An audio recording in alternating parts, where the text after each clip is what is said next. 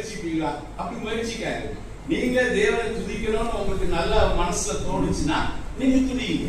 இல்ல துதிக்க வேண்டாம், இப்போ உங்களுக்கு எண்ணம் இல்லை, மனம் இல்லை, என்னதான் ஆண்டவர் பெருசா கிழிச்சிட்டாரு, அவருக்கு தெரியாது. அவருக்கு போய் பெரிய துதிக்கிறது. இவங்களும் அவருக்கு அது தருவாரு, இவருக்கு தருவாரு, அதை தருவாரு, இதை தருவாரு. நம்மளும் கொஞ்ச நாளா இந்த கோயிலுக்கு போயிட்டு தான் மாறோம், வந்து பாக்குறோம். இவங்க சத்தமா துதி, முட்டை கலரு துதி, கண்ணீரோடு துதி, அப்படி இப்படின்னு சொல்லி பாக்குறாங்க.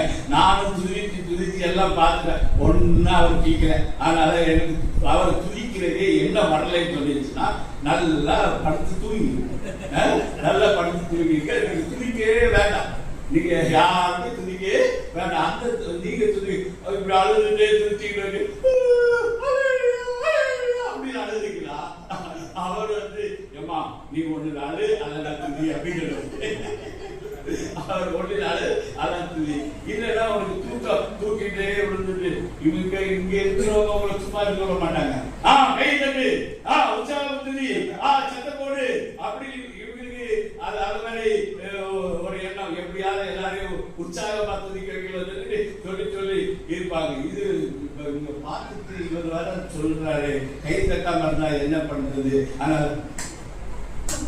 இப்படி கை தட்டுவாங்க. சிலர் கையை தட்ட பார்த்தா அதே தெரியும், நமக்கு பாடி லாங்குவேஜ் பார்த்தாலே நம்ம புரிஞ்சுக்கணும் இவங்க இருதயத்துல சந்தோஷமே இல்லை.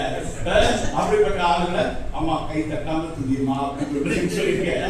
கை தட்டிக்கிறது கிடையாது. ஆண்டவர் அதெல்லாம் சொல்லுவாரு. ஆண்டவர் வாயில வர வார்த்தையை பார்க்கிறவர்ல, அவர் இருதயத்தை பார்க்கிறார். உங்களுடைய பாடி லாங்குவேஜ் அதை வெளிப்படுத்தும்.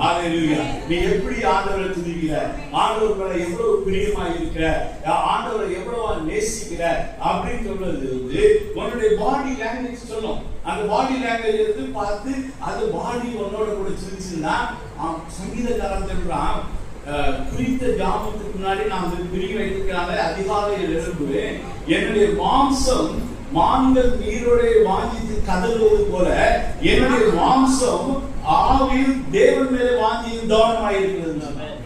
இது சாத்தியம் இல்லாத காரியம். நம்முடைய மாம்சம் எப்படிப்பட்டதுன்னா, தேவனை விரும்பவே விரும்பாது. தேவன் சொல்ற காரியத்தை செவி கொடுக்கவே கொடுக்காது. அது நல்ல இஷ்டத்துக்கு உணர்ச்சிகள் அடிப்படையில் ஃபீல் பண்ணும். நம்ம கூப்பிட்டா எடுக்கலாம். இப்பதான் காலையில ராத்திரி முழுவதும் வெயிலுக்கு கொடுமையா இருந்தது, இப்பதான் குளிர் காத்தடிக்கு நான் நல்லா தூங்கலான்னு நினைக்கிறேன். இவங்களுக்கு எழுப்பி பாடணுமா?